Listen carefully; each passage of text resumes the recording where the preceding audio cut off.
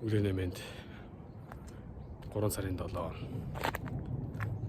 өглөөний 6:30 минут болж байна. Сая бас гүүгээл ирлээ. Тэгээд гүйж явах хугацаанд бас шийдэм бодож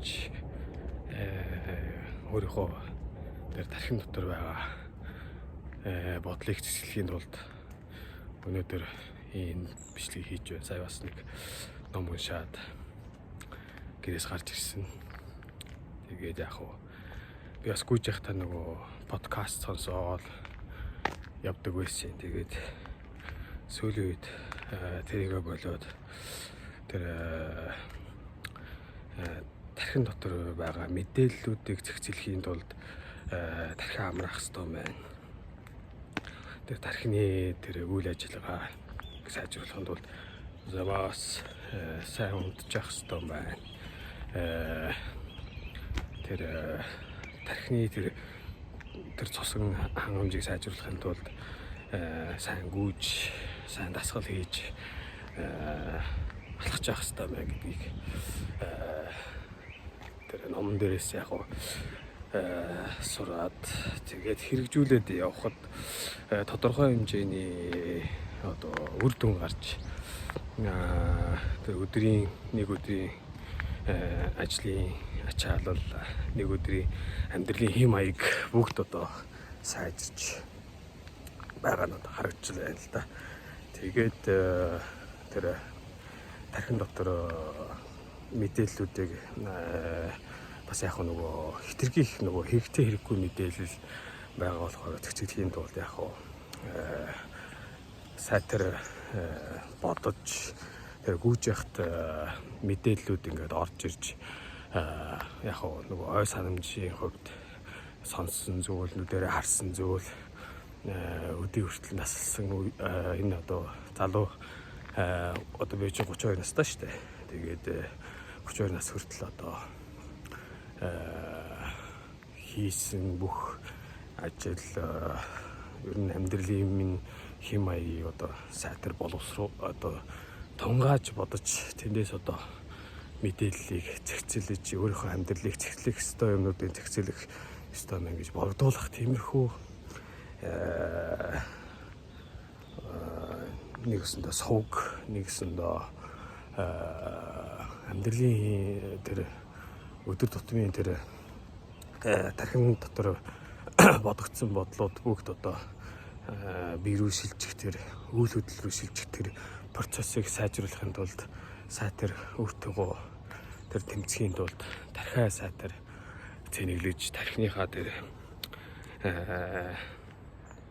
цусыг сайтар одоо сайтар эргүүлж явах хэрэгтэй юм байна гэдгийг одоо анзаарсан гэх юм уу да.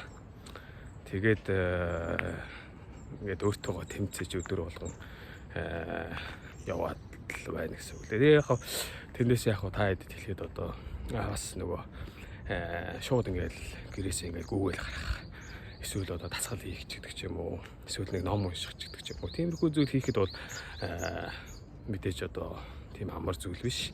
Тэгтээ бас хитрхи их тэр нөгөө том хэмжээгээр харж гинт одоо огцом шийдвэр гаргаж тэгээ нөгөө өөрийгөө одоо текст онгоста тэр хүндийг жинэг гэдэг ч юм уу. Тиймэрхүү байдлаар шинжлэгдэж явах нь нэг талаасаа нөгөө хуучин бидний бодол, бидний одоо ухамсарт нэгэнтээ суучихсан байгаа тэр бодлууд, ухамсар суучихсан тэр дадлууд буцаагаад нөгөө нэг амьдрал руугаа чирээд аваа явдаг юм байна гэдэг тэр зүйлтэй бас би бас уучраад тэрнтэйгээ бас сайтар тэмцэж өдөр болгоно би өөрчлөгдсөн ч гэдэг ч юм уу. Тиймэрхүү зүйлүүд гарч иж байгаа юм л та. Тийм болохоор нэг айхтар тийм том зүйл харах биш бас яг өөрийнхөө тодорхой хэмжээний чадах хэмжээний тэр шинжилгээ өөрчлөлтийг бид хийж явахгүй бол нэг мэтгэд бид 30-наас, нэг мэтгэд бид 40-наас, нэг мэтгэд 50-наас ингээд энэ хорвоод ирсэн ямар ч одоо баялаг бүтээж чадахгүй гэдэг чинь одоо ямар шалтгаанаар ирсэн, яагаад энэ биеийг энэ хорвоо дээр төрсэн байхад нь тийм ээ сайн ашиглаж чадсангүй. Тэгэл одоо нөгөө үр хөвгтэй болоод гэр бүл зохиогоол ингээл үр хөвгтүүдийнхээ төлөө яваал ингээд тэг өөрийгөө орхитуулаад ингээд ирэх тэр зүйлийг одоо тэрнээс сэргийлэхэд бол бид нар одоо өөртөөгөө тэмцэж тэр тархин дотор байгаа тэр мэдээллийг одоо сайжруулж явах хэрэгтэй болов гэдэг санаа гарч ирлээ. Тэгээд яг би бас өөрөө бас хэрэгжүүлж явж байгаа хувьд бол баг багаар одоо өөрийгөө шинжилж